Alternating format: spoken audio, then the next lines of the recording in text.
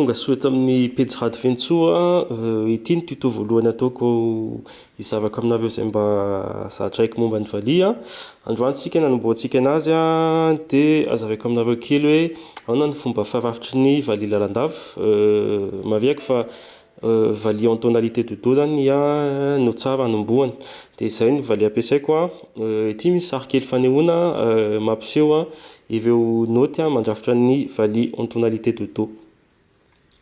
Ny noty mandrafitra anazy zany dia ny eto ampovoany mifanitsy amin'le fonty ampovoany iny zany no ataitsika sol.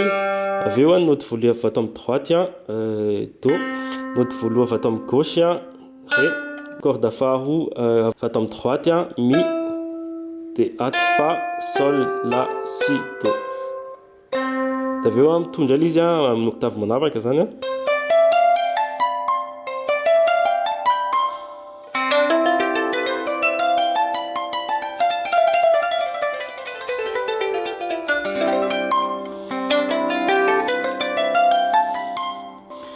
Zay zany ireo noty mandrafitra ny valia diatonique en do. Dia ny fomba tsotra indrindra hiaccordena anazy soit mampiasa accordeur, soit raha ohatra manana piano nareo na manana instrument hafa accordé, dia tadiavina ireo noty ireo zany dia ampitovina ilay feo. Ny tsara indrindra moa zany dia mampiasa accordeur. Fa raha ohatra tsy manana accordeur koa nefa dia misy teknika hafa afaka ampiasaina hoe ampitovina zany les noty mitovy, izany hoe ny do amin'ny octave voalohany sy ny do amin'ny octave faharoa. Dia ny noty rehetrarehetra zany afaka ampitovina daholo satria miverina indroa moa zany ireo noty amin'ny octave.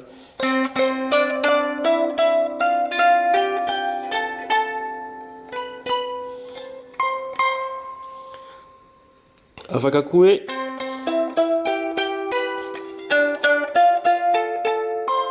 ampitovina ireo noty zany. Zay no fomba fiaccordena anazy. Raha ohatra hoe tsy ampy moa ny feo dia soit ampiakarina ny do ambali soit ampidinina, dia arakarak'izay no ireglena anazy. Dia rehefa accordé tsara amin'izay zany ny valia dia afaka manomboka mitendry amin'izay tsika. Nanomboantsika anazy dia ny position ana tanana aloha zany. Ny position ana tanana mareko fa samy manana fomba fitendriny zany ny mpitendry. Dia misy ireo mampiasa havatsana telo fotsiny, misy ireo mampiasa havatsana efatra, misy koa ireo mampiasa havatsana dimy. Ity zany position de base tena be mpampiasa indrindra ho an'ireo mpampiasa havatsana dimy. Dia première position izy ity ny akibe ny tendry ny noty ny octave voalohany, izany hoe ireto noty ireto.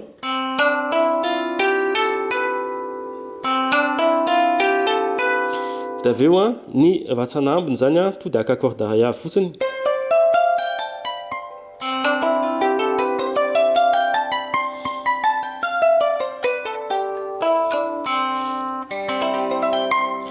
Zay zany ny position voalohany. Rehefa manao ny position io koa dia ny akibe zany ajanona eo amin'le tsy alana mihitsy fa ajanona eo amin'le noty ny tendren'ny farany. Amin'izay rehefa hiakatra le gamme fa dia tsy veritsika fa misy repère zany.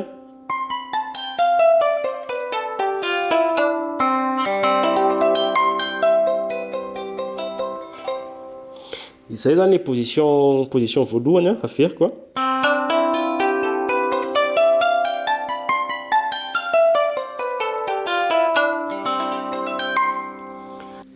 Dia izay zany ny position voalohany. Ny deuxième position indray dia ahidantsika zany ny noty tendren'ny akibe. Fa ataontsika mitendry ny noty anakenina voalohany fotsiny izy zany, dia lasa mahazo an'izao indray zany tsika. Le gamme moa zany mitovy foana ihany fa ny position tanana fotsiny miova hoe noty tendren'ny tanana no miova. Lasa les 6 premières notes zany tendren'ny akibe.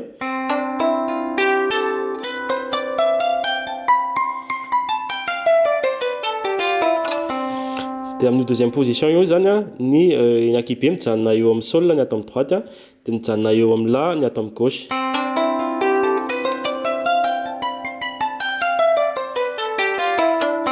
Ohatran'ilay principe an'ilay teo foana zany ajanonantsika eo amin'ilay noty tendren'ny farany akibe. Amin'izay manana repère tsika.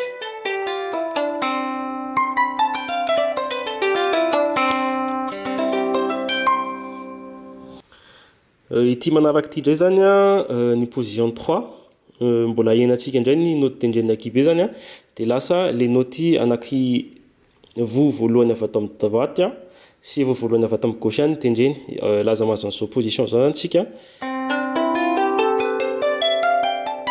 Io zany mijanona eo amin'le note fahavan'ny tendrena ohatran'le teo ihany a.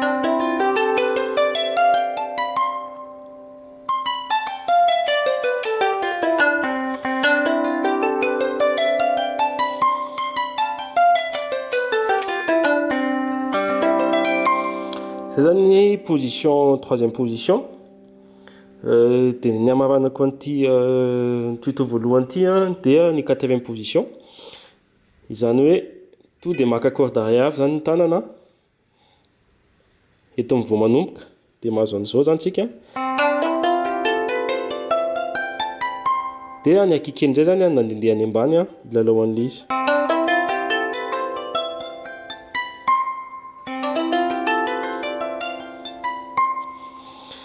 Izay no afaka zavako aminareo androany, de mamay fotoana anareo indray manavaka.